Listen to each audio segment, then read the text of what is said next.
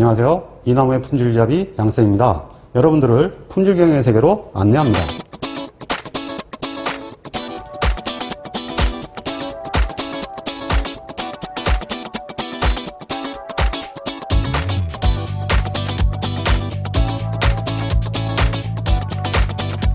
제7강은 계량규정 샘플링 검사의 부적합품질 보증에 관한 사항입니다.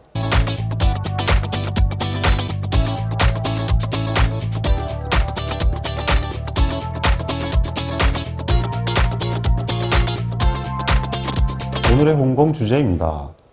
부적합품질 보증의 개념과 활용 방법을 이해해야 합니다. 시그마 비즈의 경우 부적합품질 보증의 설계와 활용 방법을 이해해야 합니다. 통계적 가설 검정과 평균치 보증의 표본 결정 방법의 차이를 이해해야 합니다.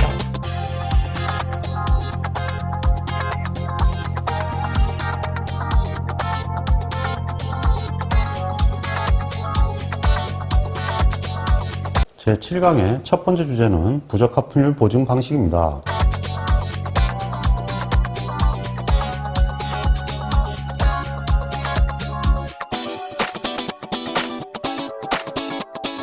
자, 그러면 이번에는 부적합품질 보증에 대해서 알아보도록 하겠습니다. 이 부적합품질 보증은 사실은 평균치 보증을 변환시킨 건데요. 이 평균치 보증을 변환시키는 이유가 두 가지가 있습니다. 하나는 뭐냐 하면 좋은 노트의 평균, 사실 좀 애매하거든요.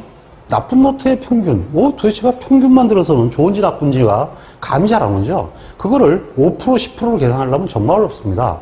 그러니까 차라리 5%, 10% 얘기할 때는 부적합품률 얼마짜리가 좋은 거, 얼마짜리 나쁜 거, 이건 알아듣기가 쉽죠.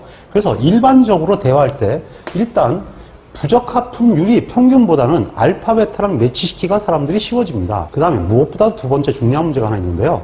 무엇보다 중요한 두 번째 문제는 시그마의 문제입니다. 즉, 지금 현재 평균치 보증은 시그마가 없으면 n을 구할 수가 없습니다. 그렇기 때문에 평균치 보증으로 하려고 그러면 시그마를 아는 경우밖에 계산을 못합니다. 근데 실제로는 시그마를 모르는 경우도 있는데 시그마를 모르는 경우는 어떻게 해야 되느냐? 이것은 샘플 개수를 구할 때 시그마가 없어야만 가능한 거거든요. 그러면은 시그마가 없는 조건이 있어야 되는데 다행히 부적합품질 보증은 시그마가 없어도 n을 계산할 수가 있습니다. 그러므로 표본수를 계산하는데 일단은 부적합품질 보증이 유리하고요. 그래서 이러한 측면에서 부적합품질 보증으로 확대하게 된 것입니다. 그래서 일반적으로는 평균치 보증보다는 부적합품질 보증이 더 많이 쓰입니다. 물론 시험에는 평균치 보증이 더 많이 나오죠. 왜냐하면 평균치 보증은 수학이고 부적합품질 보증은 뭔가 좀 한 단계 바꾼 거기 때문에 실제로 시험에서는 그만큼 난이도가 좀 떨어지는 편입니다. 자, 이 부적합품질 보증도 역시 마찬가지로 평균치를 구해서 평균치의 상한과 같이 비교를 시킵니다. 그래서 근본적으로는 차이가 없는데요. 사용되는 개수가 달라집니다. 평균치 보증에서는 G0를 썼는데요. 여기서는 K라는 개수를 씁니다. 물론 이 부적합품 보증도 수표가 따로 있기 때문에 기본적으로 P0와 P1만 정하면 해당되는 N과 K를 구하는 수표를 쓸 수가 있는데요. 근데 문제는 필기시험이나 실기시험이나 수표를 안 주는 경우가 많기 때문에 직접 계산해야 된다는 것이 문제입니다. 그래서 공식을 통해서 익혀야 되기 때문에 이 과정도 한번 확인을 하셔야 합니다. 자, 그러면 부적합품 보증으로 확장하기 위해서 이 분량률에 관한 계산을 해보도록 하겠습니다. 현재 규격 상한이 주어져 있는데요. 요만큼 P1 분량이네요. 그 다음 P0는 안 보이죠? 요만큼 분량이에요. 자, 여기에 대해서 데이터 X를 G로 치환하는 거죠. 자, 그러면 이 치환값이 KP0가 될 것인데요. 자, 이 KP0라는 것을 한번 구해보도록 하겠습니다. 우선 좋은 노트일 때 U를 바꾸는 거죠. 예, U를 M0로 빼고 데이터를 무시하라. 기본적으로 시그마로 나누면 된다는 거 아시겠죠? 반면에 KP1은요. KP1은 이만큼인데요. 얘는 마찬가지로 규격을 바꾸는 건데 이번 평균치는 M1입니다. 그래서 M1 나누기 시그마가 됩니다. 그러면은 이것을 풀면은 이 거리가 KP0 시그마, KP1 시그마가 되는데요. 무슨 얘기냐 하면 U는 M0 플러스 KP0 시그마가 되죠. 그래서 M0에서 KP0 시그마만큼 떨어져 있어요. 이런 얘기가 되고요. 위에 있으니까 플러스가 되는 건 당연한 거죠. 그 다음에 이거는 이제 넘어가면 넘어가고 넘어가니까 U는 M1 플러스 KP1 시그마가 됩니다. 결국은 KP1 시그마다 여기 지금 이렇게 돼 있는데 결국은 뭐냐 하면은 KP1 시그마만큼 떨어져 있어요. 즉 M1에서 KP1 시그마만큼 하면 U가 된다. 이런 얘기가 되죠. 그러면 이 형태에서 바로 우리는 표본의 개수 N을 구할 수가 있습니다. 일단 얘하고 얘는 같으니까 이런 형태의 공식이 나옵니다. M0 플러스 KP0 시그마는 M1 플러스 KP1 시그마다. 그럼 한번 넘겨볼게요. M0 마이너스 M1은 KP1 마이너스 KP0 시그마가 되죠. 예, 여기서 얘는 어떻게 되나요? 기억나시나요? 엄마, 아빠 결합하면 새끼 두 마리가 N이다. 그러면 결국은 얘를 바꾼 뒤에 여기다 대입을 하면 이렇게 되겠네요. 루트 N분의 K알파 플러스 K베타의 시그마는 KP1 마이너스 KP0의 시그마다. 이렇게 되죠. 그럼 이건 약분되죠. 그래서 시그마가 소거가 돼버려요. 그러면 우리가 구하는 건 N이니까 다음과 같은 공식이 나오게 됩니다. N은 1로 넘어가서 제곱하면 되겠죠. KP1 마이너스 KP0 K알파 플러스 K베타의 제곱이다. 이렇게 됩니다. 공식이 어렵나요? KP1, KP0 핏덩이들이죠. 핏덩이는 아빠 말을 잘 들어서 결합을 해도 아직까지 새끼는 안 친다. 이렇게 외우면 됩니다. 그래서 애들이 아직까지 새끼 치면 안 되겠죠. 그래서 이거는 시그마 제곱이 없습니다.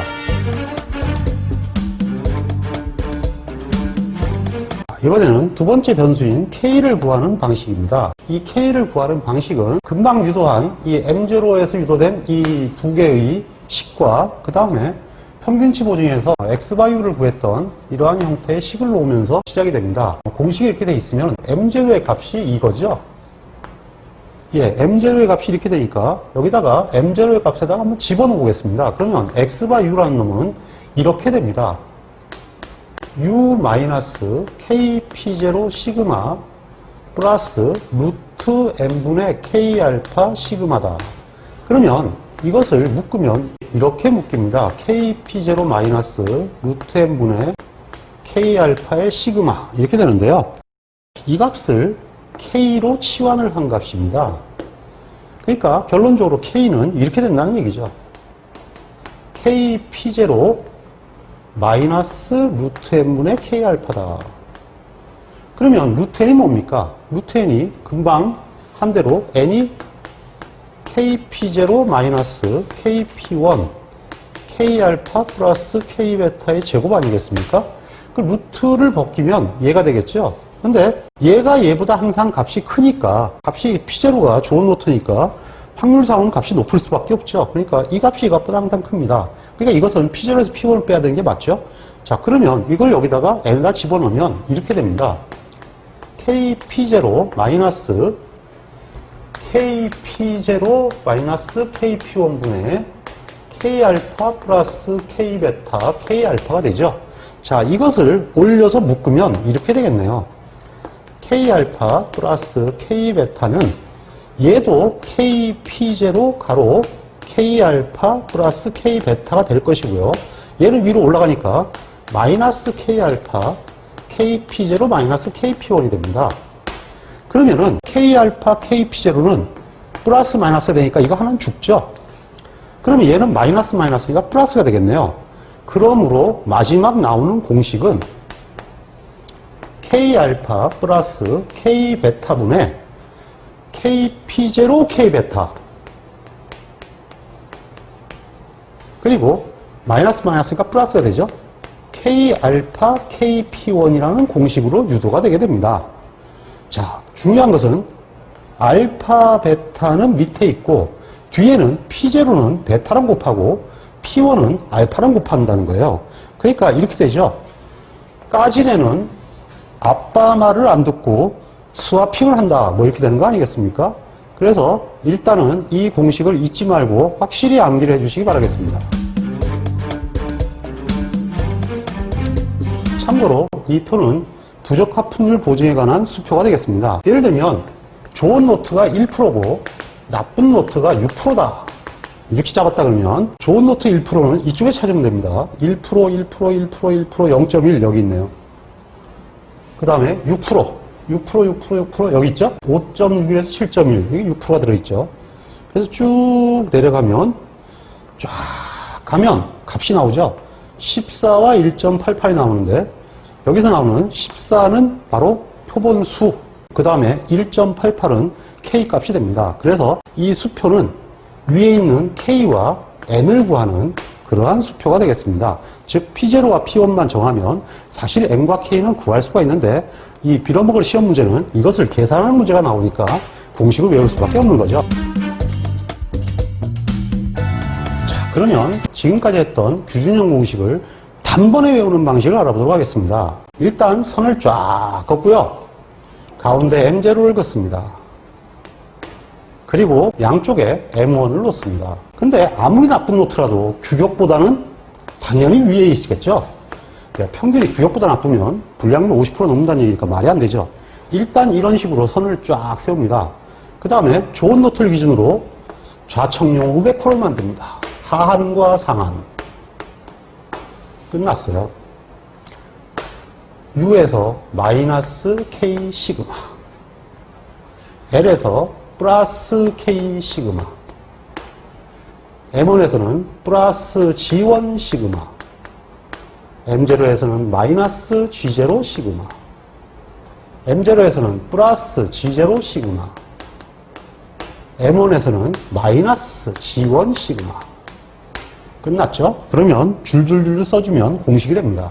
즉 X바 L은 L 플러스 K 시그마 내지는 M0 마이너스 G0 시그마,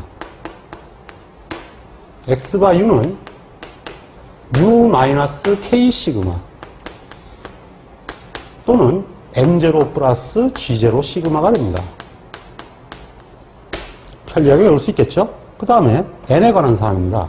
먼저 엄마, 아빠 평균치 보증이죠. 엄마 음극, 아빠 당연히 양극, 제곱하면 새끼 2마리. 이번에는 부적합 품률 보증입니다. 피덩이는 아빠 말을 잘 들어서 새끼를 안 친다. 뭐 이런 얘기가 되겠죠. 그 다음에 기본적으로 G제로를 구해야 되겠네요. G제로는 좋은 노트를 얘기하니까 루트 n분의 K알파를 얘기하고요. 반면에 K 값은 까진에는 아빠 말을 안 듣고 스와핑을 한다. 그래서 알파에는 P1을 곱하고 베타에는 P0를 곱한다는 것 반드시 명심하시기 바랍니다. 이로써 공식이 한 방에 모두 정리가 되었습니다. 자, 그러면 기초 다지기를 통해서 확실히 다지고 지나가도록 하겠습니다. 이번에는 망소 특성이네요. 작으면 작을수록 좋다. 그러니까 당연히 규격 상한이 있겠죠. 이렇게 되면 부적합 품률 보증이다. 이런 얘기가 되죠. 규격 상한이 40이라고 했고 시그마가 0.3이라고 했습니다. 자, 여기서 좋은 노트를 1%짜리 분량으로 하고 나쁜 것은 5% 분량으로 했을 때 만족하는 계량규준형 샘플링 검사를 구하시오. 이렇게 얘기를 했네요. 자, 그러면 제일 먼저 하늘이 두 쪽 나도 뭐부터 구해야 되겠습니까? 당연히 N부터 구해야 됩니다. 이건 분량 보증이니까 핏덩이는 아빠 말을 잘 들어요. 뭐 이렇게 되겠죠. 자, 그러면 KP0는 어떻게 구합니까? 이거는 1%일 때 정규분포를 구하면 됩니다. 1%일 때 정규분포는 얼마죠? 정규분포표 1을 이용하면 되죠. 확률 1%일 때의 KP0 값은 당연히 2.316이 됩니다. 그리고 이번에는 나쁜 노트는 5%라 했으니까 5%일 때 정규분포표 1을 찾으시면 1.645가 됩니다. 그리고 K알파, K베타는 외워야죠. 1.645 더하기 1.282가 됩니다. 이것을 제곱하면 18.47이 나옵니다. 즉 19개를 표본으로 뽑아야 된다는 얘기가 됩니다. 두 번째는 합격 판정력을 계산하기 위해서는 K값을 구해야 합니다. K값은 K알파 플러스 까지내는 아빠 말을 안 듣고 스와핑을 한다. 이렇게 되니까 이 식을 써보면 1.645 더하기 1.282에 1.645에는 1.645를 곱하고 1.282에는 2.326을 곱합니다. 그러면 1.94327이 됩니다. 그러면 판정식은 이게 지금 U가 있는 상태이기 때문에 X바 U가 나오게 될 것이고요. X바 U는 U에서 마이너스 K 시그마가 되겠죠. 그러므로 X바 U는 U 마이너스 K 시그마가 됩니다.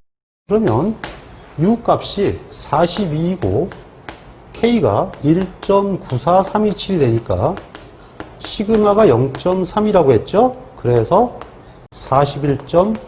41.41707이 됩니다.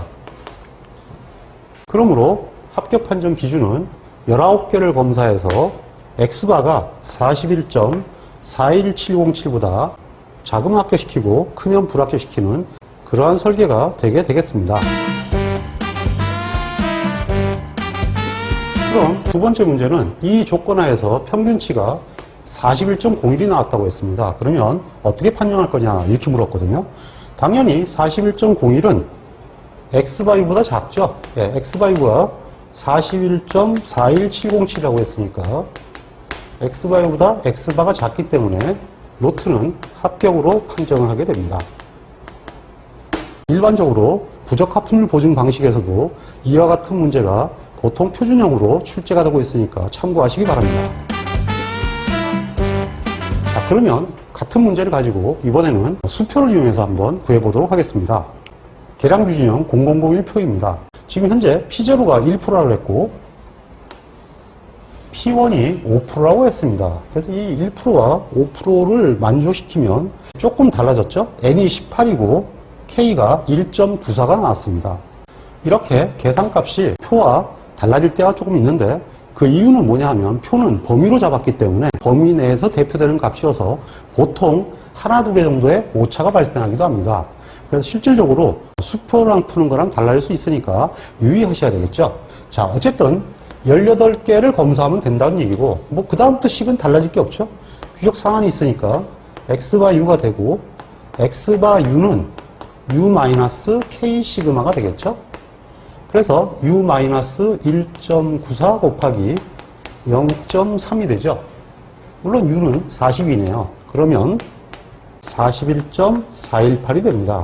뭐 아까하고 별 차이가 없어졌죠. 예, 어쨌든 이와 같은 식으로 판정 기준이 나오게 되고 그리고 실제로 판정 방법은 18개를 구해서 이거보다 작으면 로트를 합격시키게 되겠죠. 근데 평균치가 41.01이라고 그랬으니까 X바는 X바보다 작죠. 그러니까 로트가 합격이 되게 되겠죠. 그러니까 실질적으로 합격 판정에 관련되는 사항은 K가 직접 영향을 미치지 N은 합격 판정에는 영향을 미치지 않습니다. 실제로 판정에 영향을 주는 것은 K값이기 때문에 K값의 계산에 좀 더 주의를 기울이셔야 됩니다.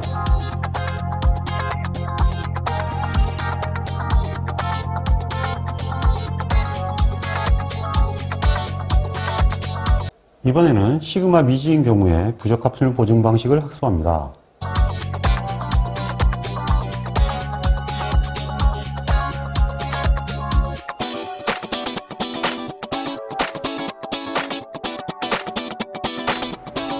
그럼 이번에는 시그마 미지인 경우에 대해서 알아보도록 하겠습니다. 이 시그마 미지인 경우는 평균치 보증은 사용할 수 없고요. 부적합률 보증만 적용할 수가 있습니다. 왜냐하면 N을 구하는 공식에서 시그마를 사용하지 않는 것은 부적합률 보증이었죠. 평균치 보증은 시그마를 사용해야 구할 수가 있기 때문에 기본적으로 그 설계를 할 때는 부적합률 보증만 이용합니다. 그런데 이 부적합률 보증을 적용할 때 K는 값이 일반적으로 변하지 않습니다. 이 왜 K의 기능이 사실 뭐냐 하면은 우리가 P0는 KP0라는 그러한 표준정기온표 좌표값이 나오죠. 그리고 P1은 KP1이라는 표준정규분포의 좌표값이 나옵니다. 그럼 K는 뭐냐 하면요. 이 사실은 K의 공식이 아시다시피 K알파 플러스 K베타분의 K알파 KP1 K베타 KP0죠. 이거 사실상 가중평균값입니다. 결국은 이게 무슨 얘기냐 하면요. 합격률 50%의 불량률에 해당하는 표준정규분포 값입니다. 결론적으로 뭐냐 하면은 KP0와 KP1의 가운데쯤 되는 값이 K값입니다. 그럼 한번 생각을 해보세요. 기본적으로 시그마를 알건 모르건 좋은 노트와 나쁜 노트의 불량률이 바뀔 수 있나요? 없죠? 예. 기본적으로 설계를 할 때 P0와 P1은 시그마를 알든 모르든 고객과의 계약관계니까 같을 수밖에 없습니다. 그러므로 당연히 K값 역시 평균 부적합품률에 해당하는 것이니까 값이 바뀔 리가 있겠습니까? 그래서 전혀 바뀌질 않죠. 다만 N이 바뀌게 됩니다. N은 대략적으로 한 3배 정도 늘어나게 되는데요. 이건 왜 그러냐 하면은 기본적으로 시그마 미지라는 것은 정보가 부족하다는 얘기입니다. 그래서 정보를 충분히 확보하지 못하면 판정을 내리기가 어려워지기 때문에 N이 자연스럽게 증가할 수밖에 없죠. 물론 이 공식은 유도하면 유도는 할 수 있습니다만은 실제로 뭐 유도까지 해가지고 아실 필요는 없고요. 일단 이 공식은 알려져 있는 정도만 확인하면 되겠습니다. N-를 구하는 방식은 이렇게 구하는 걸로 되어 있습니다. 1 플러스 2분의 K제곱 곱하기 N이 되는데요. 이때 N은 뭐냐 하면 시그마 기지일 때의 기본적으로 N을 구하는 방식입니다. 그러므로 이 공식을 풀어보면 이렇게 풀 수가 있죠. 시그마 기지일 때 공식은 핏덩이와 아빠니까 핏덩이와 아빠를 집어넣으면 이러한 형태의 공식이 된다는 얘기죠.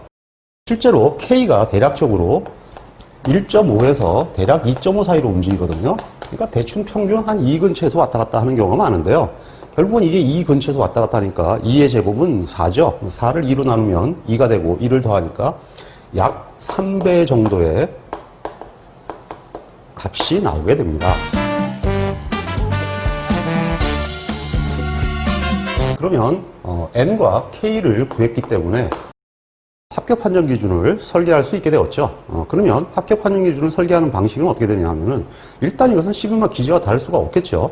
어쨌든 불량률에 대한 평균치가 있을 것이고 그거를 판단하는 방법이니까 동일할 수밖에 없습니다. 예를 들면 하한 규격의 경우라면 기본적으로 하한 규격이 있다 그러면 당연히 X바 L은 위에 있겠죠. 그러니까 플러스 K 시그마가 되겠네요. 근데 시그마는 모르니까 S를 쓸 수밖에 없겠죠.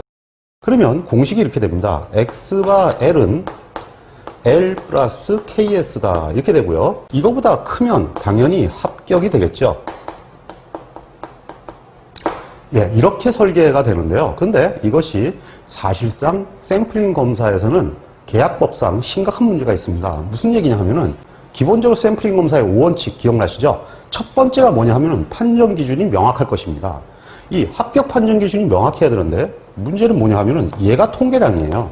그러니까 통계량은 그때그때 값이 변하는 확률 변수입니다. 이 확률 변수를 기준에 넣게 되면 이런 얘기가 되죠. 합격 판정 기준은 그때그때 달라요. 실제로 기본적으로 이 자체가 시그마 기지일 때는 얘가 정해진 수니까 모수는 변하지 않죠? 그러니까 이것도 상수고 이것도 상수니까 당연히 X발 기준은 명확합니다. 근데 얘는 몰라요. 변하죠. 그러면 계약법 자체가 위배가 되는 거죠. 그래서 이 공식을 사용할 수가 없어서 다른 방법을 씁니다. 무슨 방법을 쓰냐면요. 얘는 명확하지 않습니까? 규격이니까. 그러니까 규격은 바뀌질 않으니까 규격을 놔두고 얘를 일로 넘겨버려요. 그러면 X바 마이너스 KS가 됩니다. 근데 이거는 어쨌든 간에 표본의 결과죠. 그리고 이 경우에는 규격이라고 하지만 기준이 되죠. 예, 그래서 기준보다 크면 합격을 시킬 수 있다. 이런 얘기가 되고 기본적으로 샘플링 검사의 원칙인 기준이 명확해야 한다. 이것도 어기지 않았고 실질적으로 어차피 이건 랜덤 샘플로 뽑는 경우니까 이 식과는 무관한 거죠. 예, 그렇게 되면은 실질적으로 계산이 명확하게 될 수가 있죠. 그래서 이 공식이 틀려서 못 쓰는 것이 아니고 기본적으로 사용할 수 없다 보니까 공식을 이렇게 변형해 쓰는 거니까 실제로 이 공식은 외우지는 마시고 그냥 이 공식을 알고 있으니까 이걸 쓴 다음에 그냥 이렇게 통계량만 전부 넘겨가지고 판정을 한다 하는 것만 명확하게 알고 계시면은 거의 뭐 이 문제는 틀리지 않고 맞힐 수 있을 것입니다. 실제로 객관식 시험에 적어도 1년에 한 번 정도는 시그마 미지가 시험 출제되니까 반드시 이 방식은 이해해 두시기 바랍니다.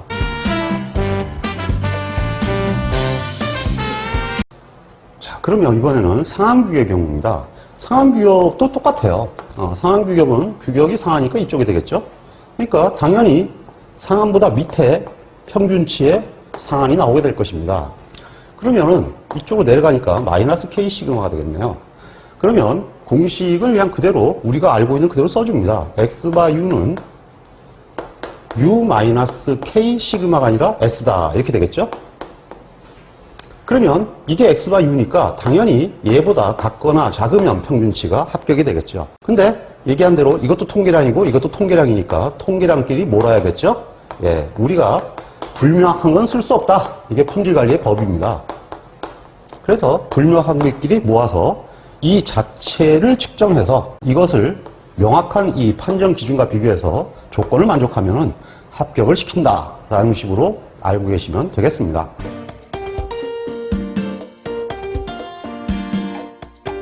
이 표는 KSQ0001 시그마 미지에 관한 표가 되겠습니다. 만약에 P0가 1%고 P1이 5%라면 기본적으로 어떻게 되나 한번 볼까요? 당연히 KP0는 2.316이죠. 이거 외우고 있을 거고요. KP1은 5%니까 1.645다. 이건 외워야 된다 그랬죠? 자, 그럼 이 상태로 아까 제가 얘기한 대로 K가 과연 이 가운데쯤 나오냐. 근데 K는 대략적으로 한 2 근처에 나올 거예요. 한번 볼까요? 자, 그러면 P0가 1.0이라 그랬고, 그러니까 쭉 오면 되겠죠? P1이 5라고 그랬습니다. 쭉 내려가면, 네, 여기 마주 붙였네요. K는 1.95가 나왔습니다. 그거 보세요. 거의 2.0에 가까운 값이 나왔죠? 결국은 이게 평균값이라는 거 알겠죠? 결국 이때 P는 합격률이 50%인 값이 나오게 됩니다. 대략적으로 이 중간쯤 되니까 불량률이 한 2.8%에서 3% 정도 될 거예요. 그리고 기본적으로 N은 54가 나왔습니다. 여태까지 본 것보다 굉장히 높은 숫자가 나왔죠. 이 값이 거의 2에 가깝지 않습니까? 결론적으로 2에 거의 가깝지 않습니까? 결론적으로 거의 N이 약 대략적으로 3배 정도로 늘어있다는 것을 알 수가 있죠.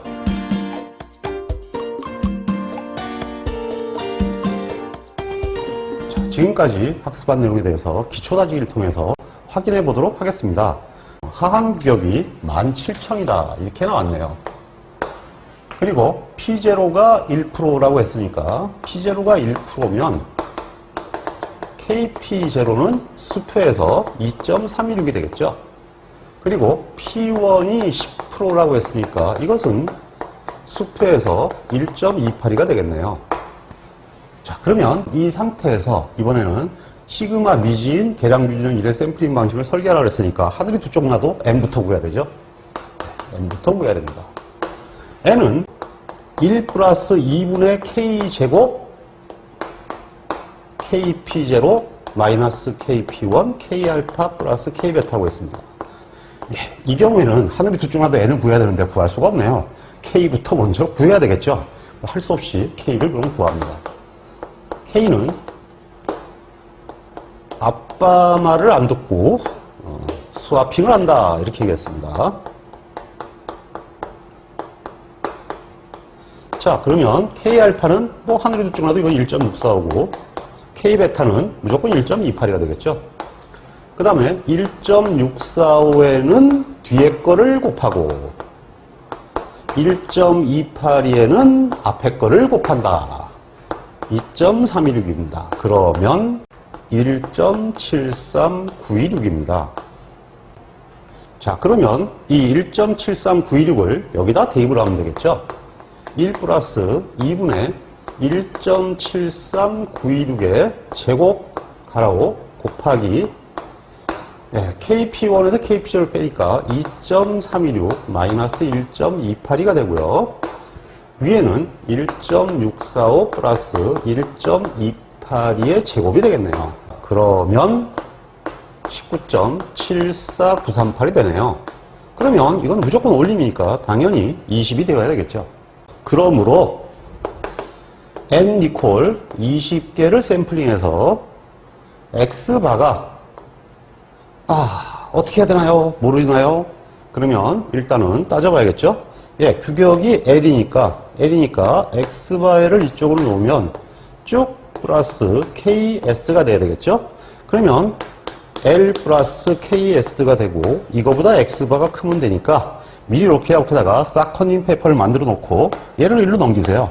그러니까 x바 마이너스 ks가 뭐보다 크면 L보다 크면 노트를 합격으로 한다. 그렇게 설계를 하면 되겠죠.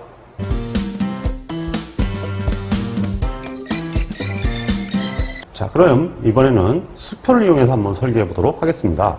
KP0가 1%이고 KP1이 10%짜리에 해당하는 거니까 쭉 내려가면 1.76과 21이 나왔습니다.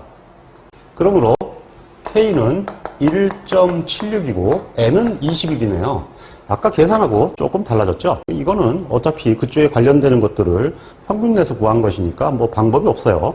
자, 그러면 이렇게 됐으면 역시 마찬가지입니다. 일단 수표에서 이걸 찾았으니까 두 번째는 식을 만들어야겠죠? 역시 한 번 더 연습해보죠. 규격 하한이 17,000이라고 그랬으니까 이거보다 분명히 x바 l은 위에 있어야 된다. 그러면 플러스 ks가 되죠. 그러니까 얘보다는 커야 합격이 되는 거죠. 이게 합격력이 되니까 결국은 x바에서 얘가 이쪽으로 들어오면 마이너스가 되겠죠. 그러니까 x바 마이너스 ks는 17,000보다 크다, 이런 식이 나오게 됩니다. 그러므로 n을 20개를 샘플링해서 구한 x바에 대해 k가 1.76이라고 그랬으니까 x바 마이너스 1.76 곱하기 표준 편차한 값이 17,000 이상이면 노트를 합격으로 한다. 이렇게 설계를 하시면 되겠습니다.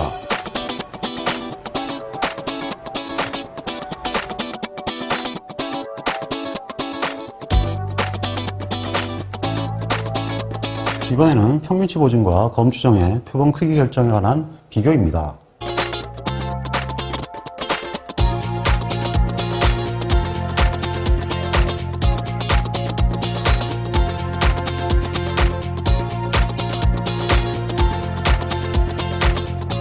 지금까지 평균치 보증에 대해서 표본의 개수를 구하는 방법을 배웠습니다. 앞서 공업통계학의 검추정 편에서 표본 개수를 정하는 공식에 대해서 자세히 설명을 하지 않고 이것은 뒤에 샘플링 검사를 학습하면은 오히려 더 헷갈릴 수가 있기 때문에 수업을 안 하고 그때 가서 두 개를 비교해서 학습하시면 쉽게 할 수 있다라고 얘기한 적이 있었을 것입니다. 그렇게 얘기했던 가장 큰 이유가 뭐냐 하면은 실제로 우리에게 필요한 것은 샘플링 검사에서 n을 구하는 방식이지 검추정에서 n을 구하는 방식은 사실 우리하고는 별 관계가 없거든요.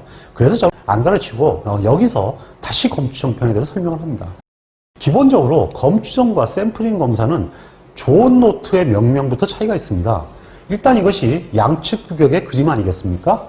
기본적으로 우리 샘플링 검사는 좋은 노트가 이렇게 범위로 주어집니다. 즉 U0-와 U0--, 이런 식으로 범위가 좋은 노트가 되죠. 그러니까 기본적으로 이쪽과 이쪽과 이쪽에 따져 들어갈 때 나쁜 노트가 얘가 여기와 여기서 동시에 나쁘게 나오는 경우는 존재하지 않습니다. 그래서 이 경우는 기본적으로 거리가 충분하고 좋은 노트와 나쁜 노트의 구중이 각각의 범위에서 일어나므로 이 두 개는 관계가 없습니다. 그래서 우리가 n을 구하는 공식이 엄마, 아빠, 새끼 두 마리라 그랬는데 이것을 다시 쓰면 K알파는 G1-알파고 K베타는 G1-베타가 되죠. 그 다음 이것은 μ1-μ0, 어퍼치랑 제곱이니까 똑같은 거죠. 곱하기 시그마 제곱과 같은 공식이 됩니다. 그래서 양측이 됐든 단측이 됐든 똑같은 공식을 쓰게 됩니다. 근데 기본적으로 검추정은 이러한 형태의 개념이 아닙니다. 검추정은 μ0가 오직 선 하나가 μ0가 됩니다. 즉 모수는 오직 하나의 수이기 때문입니다. 그러니까 이 모수가 변했냐 하는 관점은 작아지거나 커지는 경우인데 기본적으로 알파가 이쪽으로 갈 수도 있고 이쪽으로 갈 수 있기 때문에 2분의 알파식으로 쪼개지게 됩니다. 물론 얘가 일로 올 수 없고 얘가 일로 올 수 없기 때문에 베타는 그냥 베타가 됩니다. 그러므로 여기는 이걸 따로따로 비교를 하기 때문에 알파와 베타가 항상 선을 긋게 되면 알파와 베타가 동시에 나타나게 되죠. 근데 검추형의 경우에는 2분의 알파로 쪼개지게 됩니다. 그래서 양측인 경우에는 n을 구하는 공식이 똑같아요. 맘마 아빠인데 이것이 1-2분의 알파가 된다는 겁니다. 그리고 여기는 1-베타가 그냥 그대로 되죠. 그러니까 이거는 1.28이가 되는데 이 값은 뭐가 될까요? 1.96이 되고요. 여기는 당연히 1.645가 되겠죠. 그러니까 다른 건 다 똑같은데 여기서 값의 차이가 나타나기 때문에 기본적으로 검추형식으로 공부를 하게 되면 오히려 샘플링 검사에도 헷갈릴 수가 있다는 얘기죠. 그래서 검추형에서 학습을 하지 않았습니다. 그래서 이 양쪽 규격의 경우에는 샘플링 검사 공식에다가 1.645 대신에 1.96만 대입하시면 무조건 양쪽 검정일 때의 n을 구할 수가 있습니다. 그러면은 특별히 검추형 때 공식을 구할 필요가 없었죠.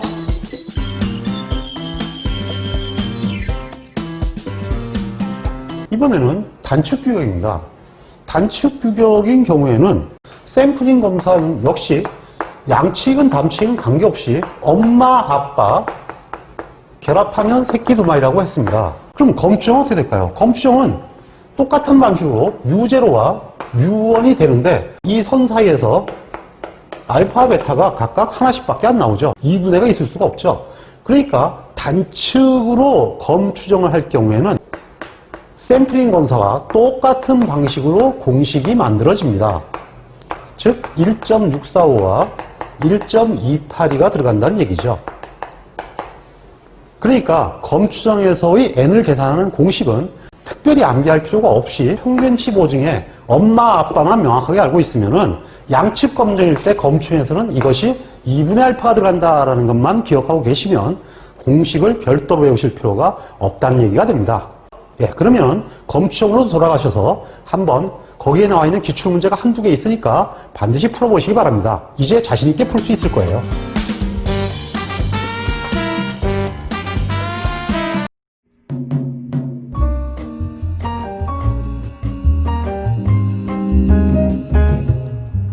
품질을 계산하는 것은 우리에게 매우 중요한 과제입니다. 품질을 계산하기 위해서는 반드시 측정이라는 과정을 거쳐야 합니다. 측정할 수 없으면 계산할 수 없기 때문입니다.